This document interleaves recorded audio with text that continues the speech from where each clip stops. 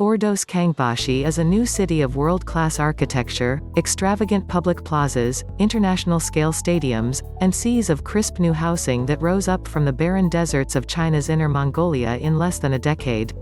However, this new city soon found itself showcased in the international spotlight not for all the things it had but for what it was perceived to lack, namely, people, businesses, and the vital innards that make up a real, living city.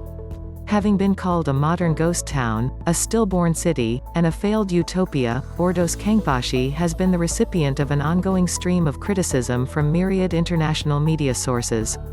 The majority of this coverage has posited the place as a shining example of whatever Chinese financial crisis is the flavor of the day: housing bubbles, municipal debt, oversupply, bankrupt developers, as well as nefarious plots by local officials to artificially boost GDP to get promoted. The first reports that labeled Ordos Kangbashi district a ghost town came out in 2009.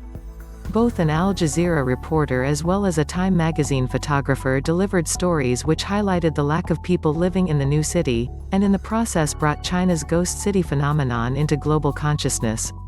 Neither of these reporters bothered to ask the local government or anyone involved in building the new district about why they observed so many empty buildings, a fact that the city's administration later pointed out in disgust.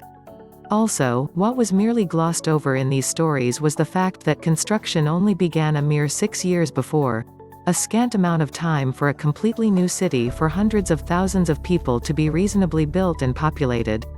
I think at the time most Western media reported about Kangbashi as a ghost city.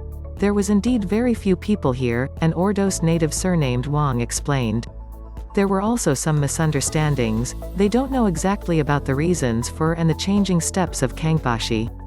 Moreover, sometimes reporters like to make amplifications of facts to attract readers. Ordos, a city built for nobody out in the middle of a desert, is a fascinating, chilling story, but it's simply not true. The real story is perhaps more matter-of-fact, mundane, and less worthy of hype. It consists of a mining boomtown building a new district on a long-term timeline in a period when hundreds of other cities across the China were doing the same thing. The fact of the matter is that Ordos is a prefecture-level city that has a population in excess of 2 million. The municipality is divided up into various districts, towns, and sub-cities, the most prominent of which are Dongsheng, the traditional urban core, and Kangbashi, the new city that was built 25 kilometers to the south. The original plan for Ordos Kangbashi called for a new district for 1 million people by 2023, roughly 20 years after construction began.